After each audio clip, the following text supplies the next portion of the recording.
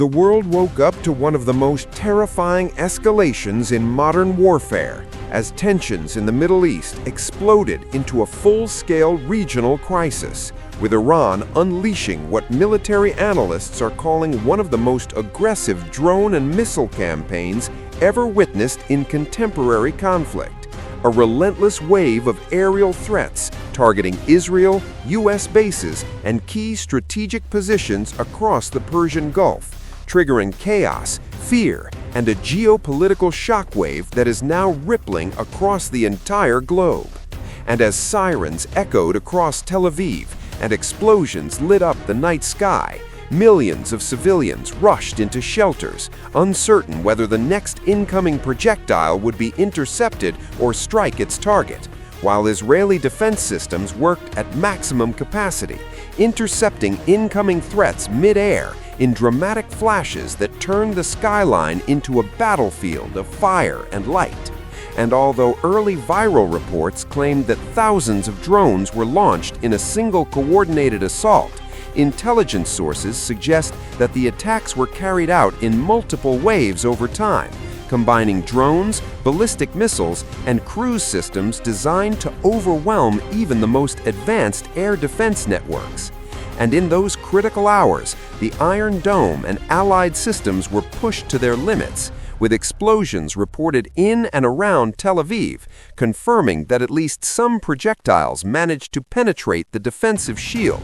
causing localized damage and igniting fires that quickly spread across urban zones, fueling global headlines that painted a picture of a city under siege. While at the same time, across the Persian Gulf, the situation was rapidly escalating into a broader military confrontation as Iran expanded its strikes beyond Israel, targeting U.S. installations and allied infrastructure in countries like Kuwait, Bahrain, and Saudi Arabia, marking a dangerous shift from a contained conflict to a multi-front regional war. And as U.S. military officials scrambled to assess the scale of the attacks, reports emerged that American aircraft had been shot down during operations over the region, a rare and alarming development that underscored the intensity of the confrontation, raising serious questions about air superiority and the risks facing U.S. forces operating in contested zones, while naval operations in the Persian Gulf entered a critical phase, with heightened tensions surrounding the Strait of Hormuz, one of the most vital oil transit choke points in the world, where any disruption could send global energy markets into turmoil. And although social media narratives suggested that U.S. aircraft carriers were retreating from the region, defense analysts indicate that repositioning and strategic maneuvering are standard procedures during high-risk operations, not signs of retreat, as the U.S. continues to maintain a significant military presence, prepared for both defensive and offensive scenarios. And behind the scenes, diplomatic channels are reportedly under intense pressure as global leaders attempt to prevent the situation from spiraling into an uncontrollable war that could involve multiple nations and devastate the global economy. And as oil prices surge and international markets react with volatility, the world is once again reminded of how fragile geopolitical stability can be, especially in a region where decades of tension, proxy conflicts, and strategic rivalries have created a powder keg waiting for a spark. And now that spark appears to have ignited, with Iran signaling that its actions are a response to earlier strikes on its territory, while the United States and Israel maintain that their operations are necessary to neutralize threats and maintain regional security, creating a narrative clash that further complicates the path to de-escalation. And as images of burning facilities, intercepted missiles, and terrified civilians flood global media, the psychological impact of the conflict is becoming just as significant as the physical destruction, shaping public perception and fueling debates about military strategy, international law, and the true cost of war in the modern age. And as the conflict continues to evolve hour by hour, one thing is clear: This is no longer a localized confrontation, but a rapidly expanding crisis with the potential to reshape the balance of power in the Middle East and beyond, drawing in global superpowers and testing alliances in ways not seen in decades, leaving the world watching, waiting, and hoping that diplomacy can somehow find a way to pull humanity back from the brink of war before the flames of war consume everything in their path. As dawn broke over the Middle East, the full scale of the overnight assault began to emerge in fragments of satellite imagery, intercepted communications, and eyewitness footage that painted a picture far more complex and dangerous than initial reports suggested, with analysts now confirming that the attack was not a single event, but a carefully orchestrated multi-phase operation designed to test, stretch, and ultimately exploit the defensive capabilities of Israel and its allies.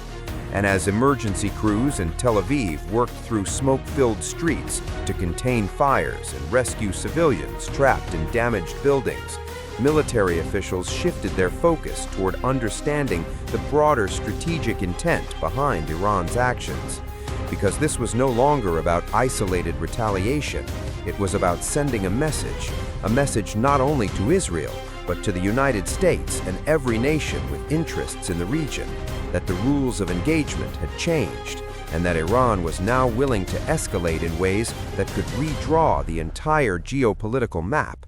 And behind closed doors in Washington, high-level meetings intensified as defense and intelligence leaders presented scenarios that ranged from limited retaliatory strikes to full-scale regional war, each option carrying risks that could spiral beyond control, especially as American forces in the region moved into a heightened state of readiness, with air bases reinforcing defenses, naval fleets adjusting positions, and surveillance systems operating around the clock to detect any further incoming threats, while at the same time, Iran's leadership appeared defiant, issuing statements that framed the attacks as a justified response to what they described as ongoing aggression, signaling that they were prepared for further confrontation if necessary.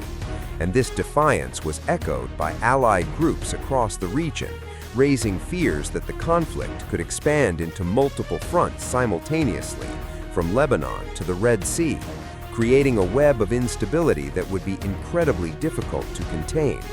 And as the hours passed, new reports began to surface, indicating disruptions in key shipping routes, with commercial vessels rerouting to avoid potential danger zones near the Strait of Hormuz, a development that immediately triggered concern in global markets, sending oil prices surging and prompting emergency discussions among economic leaders who understood that even a temporary disruption in this critical artery of global trade could have far-reaching consequences.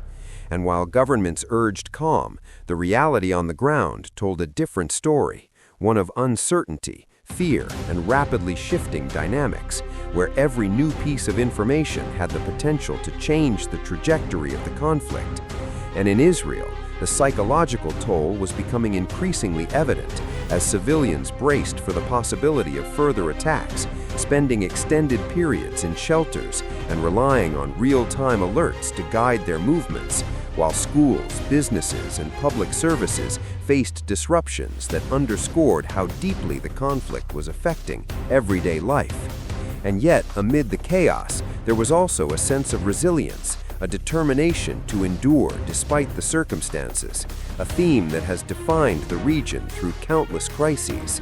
And as international media coverage intensified, the narrative battle began to unfold alongside the physical conflict, with different sides presenting competing versions of events, each seeking to shape global perception and influence public opinion. And this information war added another layer of complexity, making it increasingly difficult for observers to separate fact from exaggeration, especially in an age where social media can amplify unverified claims at unprecedented speed. And as the world tried to make sense of the situation, diplomatic efforts quietly continued in the background, with intermediaries attempting to open channels of communication that could prevent further escalation, though progress remained uncertain, given the deep mistrust and high stakes involved. And as night approached once again, the question on everyone's mind was not just what had happened, but what would happen next, whether this was the peak of the conflict or merely the beginning of something far more devastating, a turning point that could either lead to de-escalation through diplomacy or push the region and potentially the world into a prolonged and dangerous confrontation unlike anything seen in recent history. And as military analysts, political leaders, and ordinary citizens alike watched the situation unfold in real time, one truth became impossible to ignore. The balance between war and peace had never felt more fragile, and the decisions made in the coming hours and days would determine not only the fate of those directly involved, but the future stability of an entire region and the global order itself.